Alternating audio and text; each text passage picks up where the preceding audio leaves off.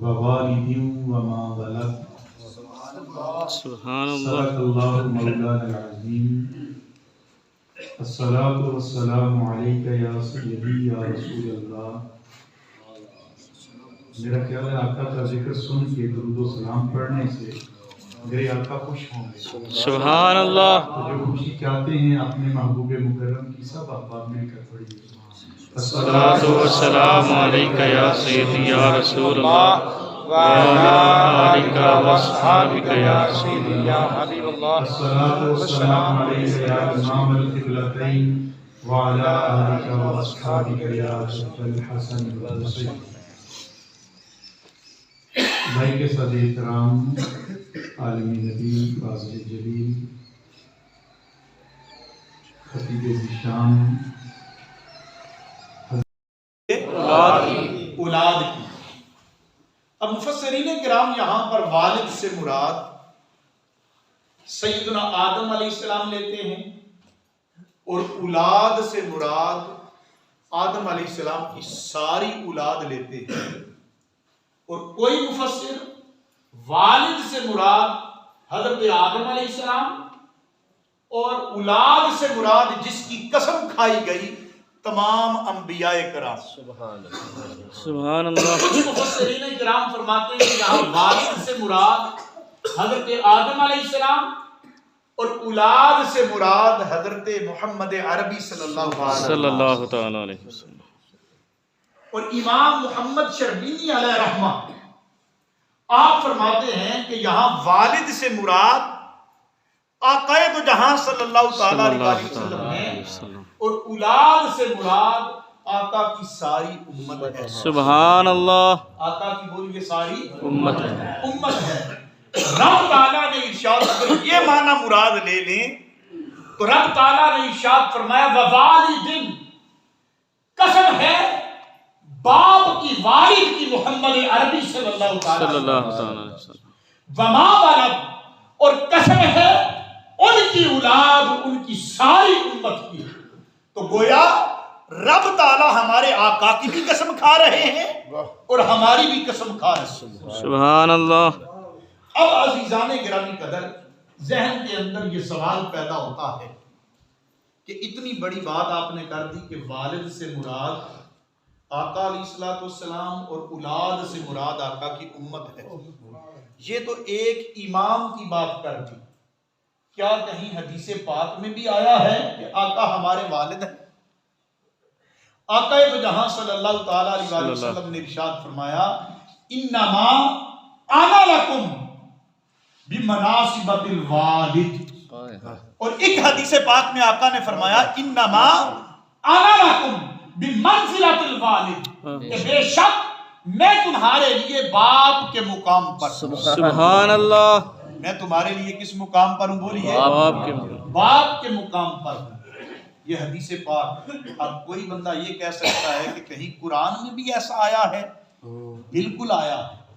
رب کائنات نے ارشاد فرمایا النبی اولا بالمؤمنین من انفسکم. رب کائنات نے فرمایا کہ نبی صلی اللہ علیہ وسلم مومنوں کو ان کی جانوں سے بھی زیادہ عزیز تر ہیں. ایک معنی یہ ہے. ایک یہ ہے کہ نبی صلی اللہ علیہ وسلم مومنوں کو ان کی جانوں سے بھی زیادہ قریب ہیں. سبحان اللہ. اور ایک معنی یہ ہے کہ نبی صلی اللہ علیہ وسلم مومنوں کے لیے ان کی جانوں سے بھی زیادہ اہم ترین ہیں. سبحان اللہ. اس معنی کو ذہن میں رکھیں تو سوال پیدا ہوتا ہے کہ نبی مومنوں کی جانوں سے بھی زیادہ افضل کیوں ہیں؟ یہ سوال پیدا ہوتا ہے. تو عزیزان گرامی قدر اس کا بڑا سادہ سا جواب ہے کہ اللہ تبارک و تعالیٰ نے جہاں حقوق و فرائض قائم کیے وہاں پر ہر کسی کے لیے کچھ حقوق اور کچھ فرائض متعین کیے. مثال کے طور پر جو دور والے لوگ ہوتے ہیں ان کی نسبت جو قریب والے ہیں ان کے حقوق زیادہ ہوتے ہیں. اور قریب والوں کی نسبت، محلے والوں کی نسبت جو پڑوسی ہیں ان کے حقوق بولیے زیادہ ہوتے ہیں، اور پڑوسیوں میں بھی جو رشتہ دار ہیں ان کے حقوق زیادہ، پھر ان رشتہ داروں کی نسبت جو خونی رشتہ دار ہیں ان کے حقوق بولیے زیادہ ہیں۔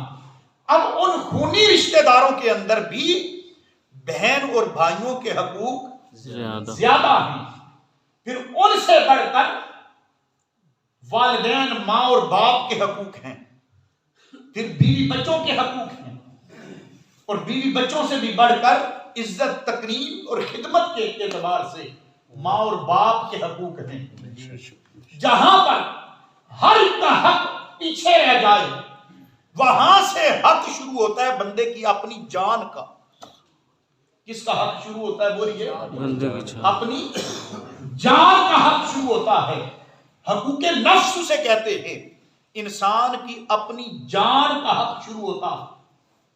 اب عزیزان گرامی قدر، جہاں دور والوں کے حقوق پیچھے رہ جائیں، قریب والوں کے حقوق پیچھے رہ جائیں، رشتہ داروں کے حقوق پیچھے رہ جائیں، بیوی بچوں کے حقوق پیچھے رہ جائیں، بہن بھائیوں کے حقوق پیچھے رہ جائیں، ماں باپ کے حقوق پیچھے رہ جائیں، وہاں پھر جان کے حقوق ہوتے ہیں۔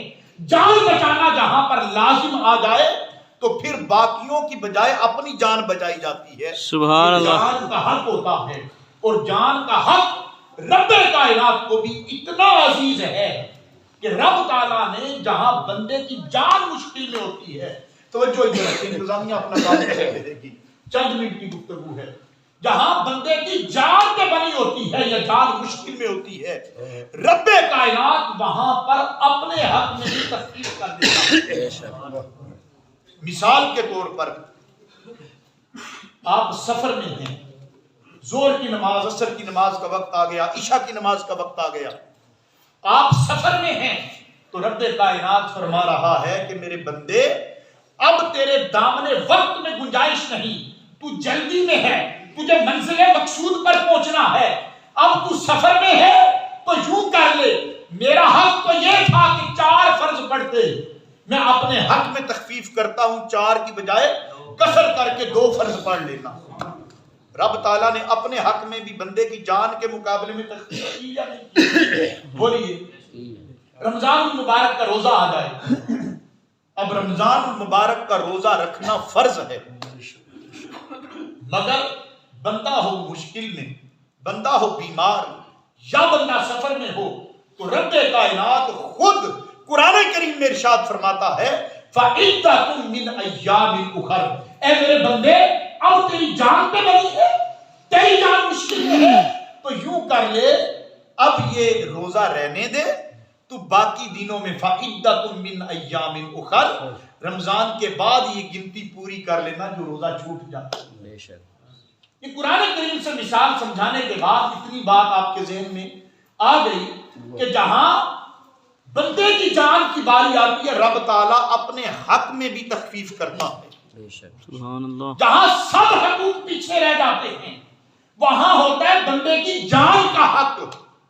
تو اب عین ممکن تھا کہ کوئی بندہ یہ سمجھ لیتا کہ نبی صلی اللہ تعالی علیہ وآلہ وسلم کا حق بھی جان کے مقابلے میں پیچھے رہ جاتا، تو رب کائنات نے قرآن کریم کی آیت نازل کر دی کہ لوگوں جہاں رشتہ داروں کے حقوق تھے تو بات درست تھی، جہاں ماں باپ کے حقوق تھے تو بات درست تھی، بیوی بچوں کے حقوق تھے تو بات درست تھی، ہاں یہاں تک کہ میں نے اپنے حق میں بھی تخفیف کی، مگر یاد رکھنا اگرچہ تیری جان مشکل میں ہو مگر میرے نبی کے حقوق میں کمی نہیں آنی چاہیے۔ سبحان اللہ۔